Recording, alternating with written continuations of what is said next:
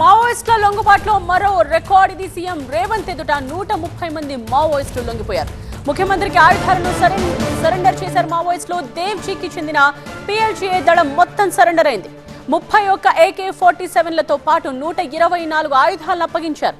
Telangana state committee మొత్తం లొంగిపోయిందని DGP చెప్తూ ఉన్నారు. 7 మాత్రమే ఇంకా బయట ఉన్నారంటూ డీజీపీ ప్రకటించారు. మావోయిస్ట్ అగ్రనేత గణపతితో పాటు మిగిలిన 7 కూడా లొంగిపోవాలని పిలుపునిచ్చారు సీఎం రేవంత్. లొంగిపోయేందుకు సిద్ధమైన వారికి నమ్మకం కల్పిస్తున్నామని, ఆర్థిక ఆరోగ్య భద్రతకు భరోసా ఇస్తున్నామని చెప్పారు. ఆపరేషన్ కాగా డెడ్ లైన్ డేట్ దగ్గర పడుతూ ఉండడంతో మావోయిస్టుల లొంగుబాటులో మరింత వేగం పెంచారు తెలంగాణ పోలీసులు. ఇటీవలే మావోయిస్ట్ అగ్ర నాయకులను జనజీవన స్రవంతిలో తీసుకొచ్చిన పోలీసులు ఇప్పుడు లేటెస్ట్ గా వారి అనుచరులను కూడా వనం నుండి జనం బాట పట్టించారు. లేటెస్ట్ గా 130 మంది మావోయిస్టు ప్రభుత్వం ముందు లొంగిపోయారు. మొత్తం 4 బస్సుల్లో బంజారాహిల్స్ లోని కమాండ్ కంట్రోల్ సెంటర్ కు చేరుకున్న మావోయిస్టులు తమ ఆయుధాలతో ముఖ్యమంత్రి రేవంత్ రెడ్డి ముందు లొంగిపోయారు. ఇటీవలే పోలీసుల ముందు లొంగిపోయారు మావోయిస్ట్ అగ్రనేత దేవ్జీ. ఇప్పుడు ఆయనకు చెందిన PLGA కమిటీ మొత్తం ప్రభుత్వం ముందు సరెండర్ అయింది. లొంగిపోయిన వారిలో మావోయిస్ట్ కీలక నేతలున్నారు. దేవ్జీ, బడే చొక్కారావు, నూనె నరసింహారెడ్డి, మల్లా రాజిరెడ్డికి చెందిన గన్మెన్లు ఉన్నారు. వీరితో పాటు మావోయిస్ట్ పార్టీలోని కంప్యూటర్ సిగ్నల్ ఆపరేటర్స్, PLGAకి చెందిన బెటాలియన్ లొంగిపోయింది.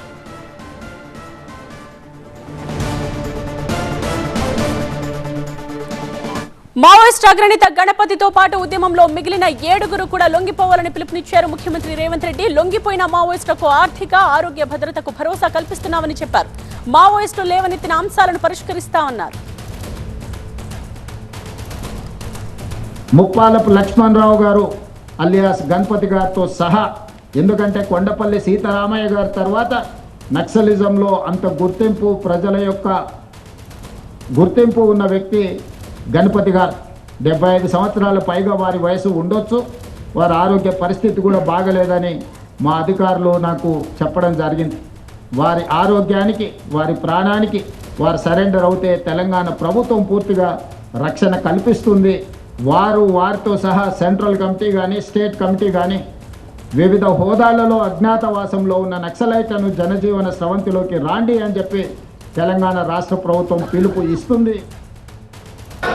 ఇదే విషయానికి సంబంధించిన కంప్లీట్ డీటెయిల్స్ ని బ్యూరో చీఫ్ విజయ్ అందిస్తారు. విజయ్, సీఎం రేవంత్ అలాగే డీజీపీ చెప్తూ ఉన్నట్టు మిగిలిన వారు కూడా లొంగిపోయే పరిస్థితులు ఉన్నాయి. గణపతి లొంగిపోతారని ఎప్పటి నుంచో ప్రచారం జరుగుతోంది. ఎప్పుడు లొంగిపోయే అవకాశం కనిపిస్తోంది?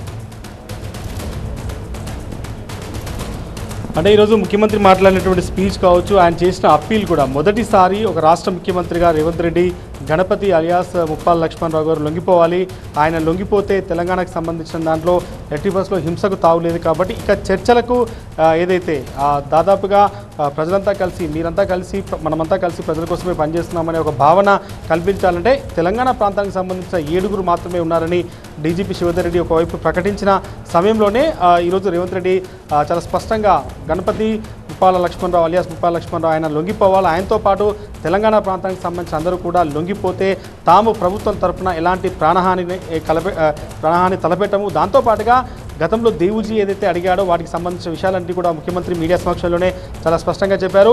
మావోయిస్ట్ రహిత భారతదేశాన్ని మార్చి 31 లోపు కేంద్ర ప్రభుత్వం ఏదైతే సీరియస్గా తీసుకుందో దాంట్లో భాగంగా తెలంగాణలో ఎట్టి పరిస్థితుల్లో కూడా ఎలాంటి హింసకు తానివ్వకుండా ఇప్పుడు లొంగిపోయినటువంటి మావోయిస్టులు ఎవరైతే 130 మంది ఉన్నారో వాళ్ళతో పాటుగా ఇంకా రావాల్సిన 7 కూడా, దాంట్లో గణపతి కావచ్చు, మిగతా ఎవరైతే ఉన్నారో వాళ్ళంతా కూడా ఖచ్చితంగా బయటికి రావాలి.